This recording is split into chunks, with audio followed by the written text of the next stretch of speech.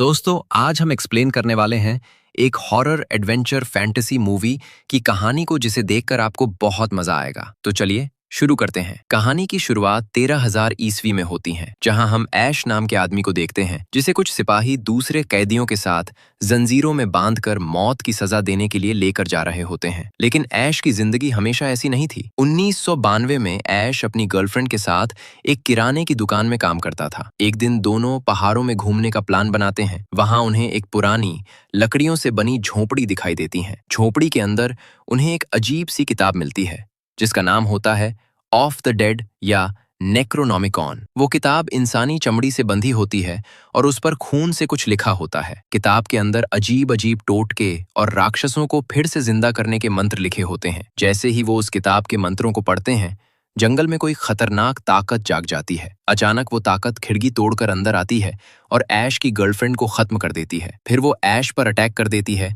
और उसके हाथ पर कब्जा कर लेती है। मजबूरी में ऐश को अपना ही हाथ काटना पड़ता है। फिर वो अपने कटे हुए हाथ पर एक चेन सॉ फिट कर लेता है। लेकिन मुसीबत अभी टली नहीं थी। वो रहस्यमयी ताकत दोबारा लौटती है और एक टाइम पोर्टल बनाती है जो पहले ऐश की गाड़ी को निगल लेता है और फिर ऐश भी उस पोर्टल में खींचा चला जाता है। कुछ देर बाद ऐश और उसकी कार धड़ाम से जमीन पर गिरते हैं। तभी कुछ घुड़सवार सिपाही उसे घेर लेते हैं और तलवारों से उसकी गाड़ी पर अटैक करने लगते हैं। ये देखकर ऐश समझ जाता है कि वो अतीत में पहुंच चुका है। तभी एक बूढ़ा आदमी ऐश को देखकर कहता है कि शायद ये वही इंसान है जिसका जिक्र नेक्रोनॉमिकॉन किताब में किया गया है, जिसके मुताबिक आसमान से एक आदमी गिरेगा जो इन लोगों को खतरनाक राक्षसों से बचाएगा। लेकिन लॉर्ड आर्थर को लगता है कि ऐश को उसके दुश्मन ड्यूक हेनरी ने भेजा है, इसलिए वो ऐश को बंदी बनाने का आदेश देता है और उसे मौत की सजा सुनाता है। इसके बाद सैनिक ऐश को पकड़ लेते हैं। इसी दौरान उसकी चेनसॉ गिर जाती है जिसे वो बूढ़ा आदमी उठाकर अपने पास रख लेता है। इसके बाद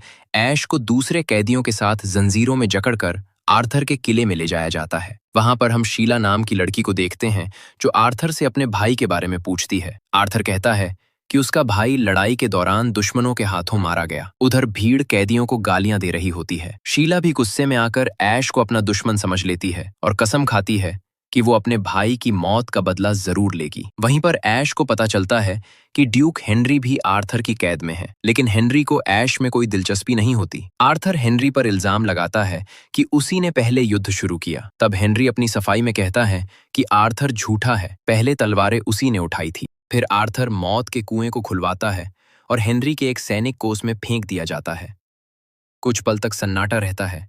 फिर अचानक उस कुएं से भयानक चीख सुनाई देती है और खून का फव्वारा बाहर आ जाता है। तभी हेनरी का एक सिपाही भागने की कोशिश करता है, लेकिन आर्थर तुरंत अपनी क्रॉसबो से उसे ढेर कर देता है। ये देखकर ऐश डर जाता है और सफाई देने लगता है कि वो हेनरी के साथ नहीं है, लेकिन कोई भी उसकी बात पर यकीन नहीं करता। इसी बीच शीला गुस्से में आकर ऐश के सिर पर पत्थर से अटैक करती है, जिससे ऐश लड़खड़ाकर कुएं के पास पहुंच जाता है और तभी कुछ सिपाही उसे धक्का देकर कुएं में फेंक देते हैं। लेकिन कुएं में पानी होने की वजह से ऐश बच जाता है। वो उस डरावनी जगह को देखकर घबराने लगता है। तभी पानी से एक हाथ ऊपर उठता है। अचानक एक अजीब सी आंखों वाला खौफनाक प्राणी निकल आता है और ऐश पर टूट पड़ता है। ऊपर खड़ी भीड़ ये सब देखकर शोर मचाने लगती है। वो प्राणी ऐश को जमीन पर पटक देता है और उस पर ताबड़तोड़ वार करने लगता है। दोनों के बीच जमकर हाथापाई होती है। दूसरी ओर आर्थर अपने सिपाहियों को आदेश देता है कि ऐश को नुकीली दीवारों से कुचलकर खत्म कर दिया जाए। अब दो नुकीली दीवारें धीरे धीरे एक दूसरे के करीब आने लगती हैं। ऐश उस प्राणी उन दीवारों की तरफ फेंक देता है, लेकिन वो फिर भी मरता नहीं। तभी एक बूढ़ा आदमी ऐश की तरफ उसकी चेनसॉ फेंकता है। फिर ऐश चेनसॉ से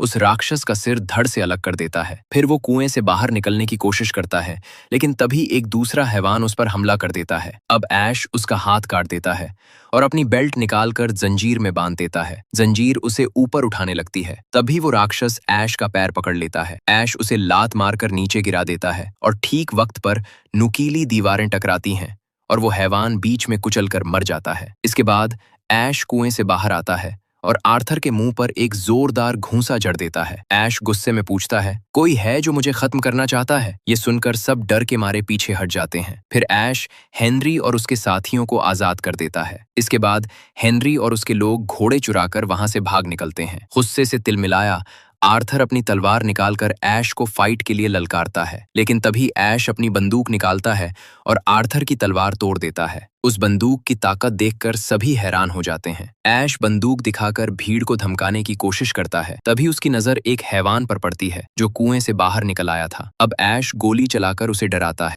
बंदूक के डर से हैवान वापस कुएं में गिर जाता है।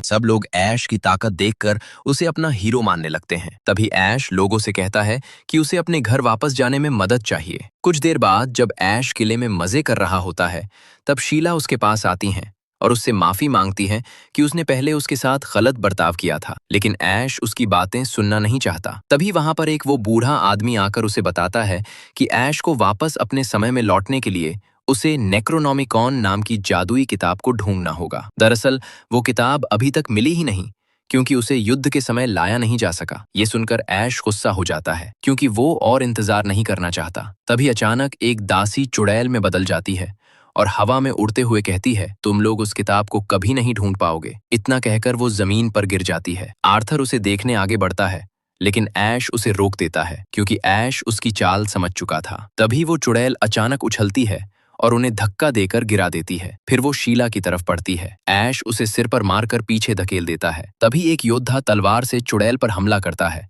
लेकिन वो उसे अंधा कर देती है। अब ऐश अपनी बंदूक निकालता है और एक के बाद एक कई राउंड फायर करता है। आखिरकार चुड़ैल खत्म हो जाती है। इसके बाद बूढ़ा आदमी उसे बताता है कि अगर नेक्रोनॉमिकॉन नहीं मिला तो हैवान पूरी दुनिया पर कब्जा कर लेंगे। अब ऐश उस किताब को ढूंढने के लिए तैयार हो जाता है। फिर एक लोहार उसके लिए एक लोहे का हाथ बनाता है, जिससे ऐश की ताकत दुगनी हो जाती है। कुछ देर बाद शीला उससे मिलने आती है। वो उसे बताती है कि लोग उसे चुना हुआ योद्धा मानते हैं, जो इस धरती से हैवानों का सफाया कर देगा। लेकिन ऐश कहता है कि वो ये सब सिर्फ अपने घर जाने के लिए कर रहा है। शीला उसे एक तोहफा देती है और कहती है कि वो उसके लिए दुआ करेगी। ऐश फिर भी उससे नाराज रहता और उसके तोहफे को ठुकरा देता है। ये देखकर शीला उसे थप्पड़ मारकर चली जाती है। तभी ऐश उसे रोकता है और फिर दोनों एक दूसरे के करीब आ जाते हैं। अगली सुबह ऐश उस बूढ़े आदमी और कुछ सैनिक के साथ किले से निकलते हैं। बूढ़ा आदमी ऐश को समझाता है कि किताब उठाने से पहले 3 जादुई शब्द बोलने होंगे। ऐश उन्हें याद कर लेता है और अकेला घोड़ा लेकर आगे बढ़ जाता है। जंगल में पहुंचते ही ऐश का घोड़ा अजीब बर्ताव करने लगता है। ऐश को भी महसूस होता है कि आसपास कुछ डरावना और अजीब है। वो घोड़े को दूसरा रास्ता लेने को कहता है। घोड़ा भी पूरी ताकत से दौड़ रहा होता है, लेकिन कोई डरावनी चीज उनका पीछा नहीं छोड़ रही थी। वो रहस्यमयी ताकत रास्ते में पेड़ों को चीरते हुए आगे बढ़ती है। तभी अचानक ऐश का घोड़ा दौड़ते दौड़ते एक डाल से टकरा जाता है और ऐश फिसलकर कीचड़ से भरे गड्ढे में जा गिरता है। घोड़ा आगे निकल जाता है और वो डरावनी ताकत ऐश का पीछा करने लगती है। अब ऐश को पैदल ही अपनी जान बचाकर भागना पड़ता है। आगे जाकर उसे एक पुरानी पवन चक्की दिखती है। अब ऐश उसके अंदर घुस जाता है और दरवाजा बंद कर देता है, लेकिन वो रहस्यमयी ताकत दरवाजे को जोर जोर से पीटने लगती है। ऐश डर के मारे पूरी ताकत से दरवाजा पकड़े रहता है। कुछ देर बाद सब कुछ शांत हो जाता है। रात होने पर ऐश को अपने सामने एक हैवान खड़ा दिखाई देता है, जो बिल्कुल उसके जैसा लग रहा था। अब ऐश उस पर हमला करता है, लेकिन तभी उसे पता चलता है कि वो तो शीशा था। अब ऐश खुद को बेवकूफ समझकर वहां से हट जाता है, लेकिन वो ये नहीं जानता कि टूटे हुए शीशे के टुकड़ों में उसके ढेर सारे हमशक्ल हैवान हंस रहे हैं। अचानक शीशे के टुकड़ों से छोटे छोटे हैवान बाहर निकल आते हैं और एक त्रिशूल को उठाकर ऐश की पिछवाड़े में चुभो देते हैं। ऐश घबरा जाता है और उछलकर छत से टकरा जाता है। फिर वो छोटे हैवान बंदूक चला देते हैं, लेकिन ऐश बच जाता है और उस त्रिशूल को एक छोटे डीमन पर फेंकता है। इसी बीच बाकी डीमन झाड़ू उठाकर ऐश को गिरा देते हैं, जिससे उसका सिर चूल्हे पर गिरता है और उसका चेहरा जल जाता है। अब ऐश गुस्से में आकर एक डीमन को कुचलने जाता है, लेकिन वो डीमन जमीन पर कील रख देता है और ऐश का पैर घायल हो जाता है। ऐश जमीन पर गिरता है और बेहोश हो जाता है। जब उसे होश आता है तो देखता है कि डीमन लोगों ने उसे जमीन से बांध रखा है। कुछ डीमन मिलकर उसका मुंह खोलते हैं और तभी एक दूसरा डीमन उसके मुंह में कूद जाता है। गुस्से में तमतमाया ऐश रस्सियां तोड़ देता है और उल्टी करने की कोशिश करता है, लेकिन कोई फायदा नहीं होता। वो डीमन उसके पेट में जाकर अटैक करने लगता है। परेशान होकर ऐश खौलता हुआ पानी पी लेता है। तभी उसके पेट से हैवान की चीखें सुनाई देने लगती हैं और अचानक ऐश के कंधे में एक डरावनी आंख उगाती है। घबराकर वो पवन चक्की से बाहर भागता है। आंख धीरे धीरे पूरे इंसान में बदल जाती है, बिल्कुल ऐश जैसा। अब 2 ऐश आमने सामने होते हैं और दोनों के बीच बेवकूफी भरी लड़ाई शुरू हो जाती है। कुछ देर बाद आखिरकार दोनों के शरीर अलग हो जाते हैं। अब वो डीमन ऐश का मजाक उड़ाते हुए उस पर अटैक करने लगता है। तब ऐश अपनी बंदूक उठाता है और सीधे उसके चेहरे पर गोली चला देता है। इसके बाद वो उसके शरीर को घसीटते हुए वापस पवन चक्की में लाता है और उसके शरीर को टुकड़ों में काट देता है, लेकिन वो मरता नहीं है। अब ऐश उसके अंगों को एक गड्ढे में डालकर उसे दफना देता है। फिर ऐश अपना घोड़ा लेकर कब्रिस्तान की ओर निकल जाता है। वहां पहुंचने पर उसे नेक्रोनॉमिकॉन किताब की 3 कॉपियां मिलती हैं जो एक खंडहर पर रखी होती हैं। अब ऐश बिना सोचे एक किताब खोलता है। उसके अंदर एक होल बना होता है जो उसे अंदर खींचने लगता है। आखिरकार वो पूरा अंदर गिर जाता है। किताब अपने आप बंद हो जाती है, लेकिन ऐश किसी तरह बाहर निकल आता है, मगर उसका चेहरा बुरी तरह पिचक जाता है। वो सिर हिलाता है और चेहरा वापस ठीक हो जाता है। फिर वो हिम्मत करके दूसरी किताब को छूता है जो अचानक उसके हाथ को काट लेती है और उड़कर उस पर हमला करने लगती है। अब ऐश उस किताब से लड़ता है और आखिर में उसे पकड़कर वापस खंडहरों पर फेंक देता है। अब उसे लगता है कि शायद तीसरी किताब ही सही किताब है। वो तभी उसे याद आता है कि 3 शब्द बोलने जरूरी हैं। पहले 2 शब्द वो सही बोल देता है, लेकिन तीसरा शब्द उसे याद ही नहीं आता। फिर ऐश किताब उठा लेता है। तभी आसमान में बिजली कड़कने लगती है, जमीन हिलने लगती है और सारी कब्रों के पत्थर हवा में उड़ने लगते हैं। दूसरी ओर महल में कुछ लोग बिजली की चपेट में आ जाते हैं और आर्थर सबको छिपने के लिए कहता है, लेकिन बूढ़ा आदमी समझ जाता है कि कुछ बहुत गलत हो गया है। दूसरी ओर कब्रिस्तान में ऐश भागने की कोशिश करता है, लेकिन कब्रों से निकलती कंकालों की हड्डियां उसकी टांगें पकड़ लेती हैं और उसके चेहरे से खेलने लगती हैं, जिससे ऐश पूरी तरह तमतमा जाता है और किताब लेकर किसी तरह भाग निकलता है। लेकिन उसी दौरान वो डेमन भी अपनी कब्र से बाहर निकल आता है। दूसरी ओर महल में लोग ऐश का स्वागत करते हैं, लेकिन जब बूढ़ा आदमी ऐश से पूछता है कि क्या उसने सही शब्द बोले थे या नहीं, ऐश कहता है कि उसने सही शब्द बोले थे। लेकिन बूढ़ा आदमी समझ जाता है कि ऐश ने सही शब्द नहीं बोले। इसी वजह से मुर्दों की फौज जाग चुकी है, मगर ऐश को ज्यादा फर्क नहीं पड़ता। वो बस यही चाहता है कि उससे जैसा वादा किया गया था उसे उसके घर वापस भेज दिया जाए। तभी आर्थर कहता है कि वो अपना वादा जरूर निभाएगा, लेकिन ये सुनकर बाकी लोग निराश होकर वहां से चले जाते हैं।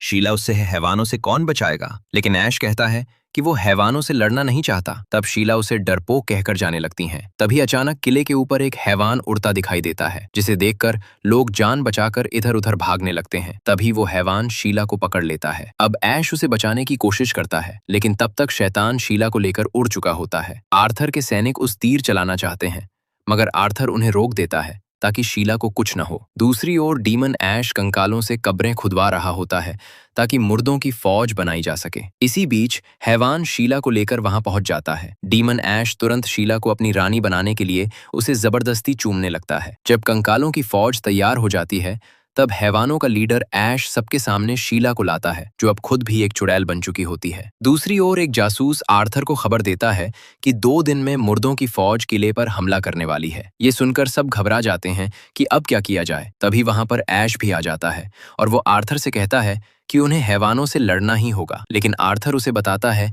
कि वो हैवानों से नहीं लड़ सकते, क्योंकि अब उसके पास सिर्फ 60 लोग ही बचे हैं, बाकी सब डरकर भाग चुके हैं। तब ऐश कहता है कि हेनरी को संदेश भेजो और उससे मदद मांगो। कुछ देर बाद आर्थर के लोग ऐश का साथ देने के लिए मान जाते हैं। इसके बाद ऐश हैवानों से जंग लड़ने के लिए तैयारी करने लगता है। उसे एक केमिस्ट्री की किताब मिलती है। उसी किताब की मदद से ऐश बारूद बनाता है और धमाके करने की तैयारी करता है। फिर वो बचे हुए लोगों को हैवानों से लड़ने की ट्रेनिंग देने लगता है। 2 दिन बाद मुर्दों की फौज किले के करीब पहुंच जाती है। फिर ऐश सिपाहियों को तीर चलाने अलर्ट करता है। दूसरी ओर कंकाल तेजी से किले पर हमला करने के लिए बढ़ रहे होते हैं। जैसे ही मुर्दों की फौज किले के करीब पहुंचती है, ऐश तीरंदाजों को आग वाले तीर चलाने का आदेश देता है। बारूद की वजह से जोरदार धमाके होते हैं और बहुत से कंकाल वहीं ढेर हो जाते हैं। इसके बाद हैवानों की दूसरी टुकड़ी आगे बढ़ती है और किले का दरवाजा तोड़ने की कोशिश करती है। अब ऐश अपने लोगों से गुलेल चलाने को कहता है। आग के गोले जैसे ही जमीन पर गिरते हैं, ढेर सारे कंकाल जलकर खत्म हो जाते हैं। ये देखकर हैवानों का लीडर अपने सैनिकों से कहता है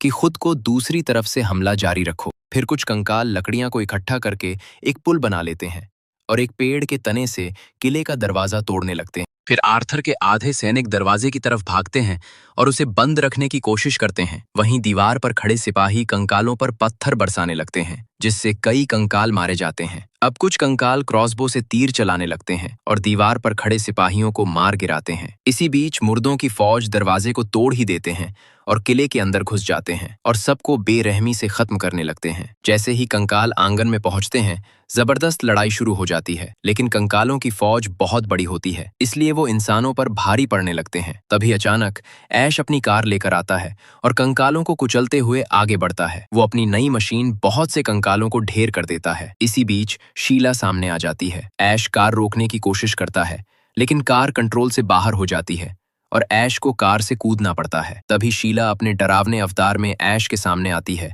और भाले से ऐश पर हमला कर देती है। अब ऐश उसे लात मारकर गड्ढे में गिरा देता है। इसी बीच आर्थर दुश्मनों से घिर जाता है और सबकी उम्मीद टूटने लगती है। तभी हेनरी अपनी सेना लेकर पहुंचता है। उसके सिपाही बड़ी आसानी से कंकालों को खत्म करने लगते हैं। तभी हैवानों का लीडर मैदान में कूदता है और आर्थर को बेहोश कर देता है। फिर वो दीवार के ऊपर चढ़कर जादुई किताब को ढूंढने लगता है। अब ऐश रस्सी पकड़कर ऊपर चढ़ता है और कंकालों पर टूट पड़ता है। तभी शीला फिर से ऐश पर अटैक करती है, लेकिन ऐश भाले से उसे घायल करके दीवार के नीचे फेंक देता है। जब हैवानों का लीडर किताब उठाने ही वाला होता है कि तभी ऐश भाला उसके शरीर के आर पार कर देता है, मगर हैवान भाले को तोड़कर तलवार से ऐश पर टूट पड़ता है। दोनों के बीच जबरदस्त लड़ाई शुरू हो जाती है। ऐश कई बार हैवान को तलवार से काट देता है, लेकिन वो फिर भी नहीं मरता। तब ऐश मशाल उठाकर हैवान को आग लगा देता है और लात मारकर किले से नीचे फेंक देता है।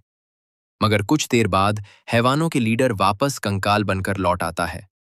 लड़ाई फिर शुरू होती है और हैवान ऐश को किले के बाहर फेंक देता है। तभी उसकी नजर एक मशाल पर पड़ती है जो बारूद से भरे कैटापल्ट की फ्यूज जला रही है। उसी वक्त हैवान किताब हाथ में लिए कैटापल्ट पर चढ़ जाता है और अपनी जीत का जश्न मनाने लगता है। मौका पाकर ऐश हैवान का हाथ काट देता है ताकि किताब नीचे गिर जाए। फिर वो कैटापल्ट की रस्सी काट देता है। रस्सी कटते ही हैवान बारूद के साथ आसमान में उड़ जाता है और जोरदार धमाके के साथ फट जाता है। अपने लीडर को मरता देख सारे कंकाल डरकर भाग खड़े होते हैं। इंसान जीत का जश्न मनाने लगते हैं। तभी शीला की आंख खुलती है और वो फिर से इंसान बन चुकी होती है। वो ऐश से मिलती है और दोनों खुश हो जाते हैं। इसी बीच आर्थर और हेनरी अपनी दुश्मनी भूलकर एक दूसरे को गले लगा लेते हैं।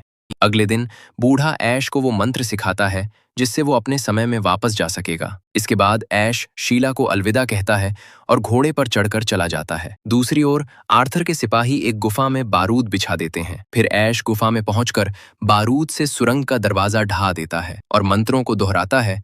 फिर वो एक बोतल खोलता है और जादुई पानी की कुछ बूंदें पी लेता है, लेकिन तभी कुछ हलचल होती हैं और उसका ध्यान भटक जाता है। वो गिनती भूल जाता है और गलती से कुछ बूंदें ज्यादा पी लेता है। फिर भी गहरी नींद में सो जाता है। जब उसकी आंख खुलती हैं तो वो खुश होकर गुफा से बाहर निकलता है और सामने का नजारा देखकर उसके होश उड़ जाते हैं। वो समय में बहुत आगे चला गया था जहां पूरी दुनिया तबाह हो चुकी थी। और इसी के साथ ये मूवी यहीं पर खत्म हो जाती है।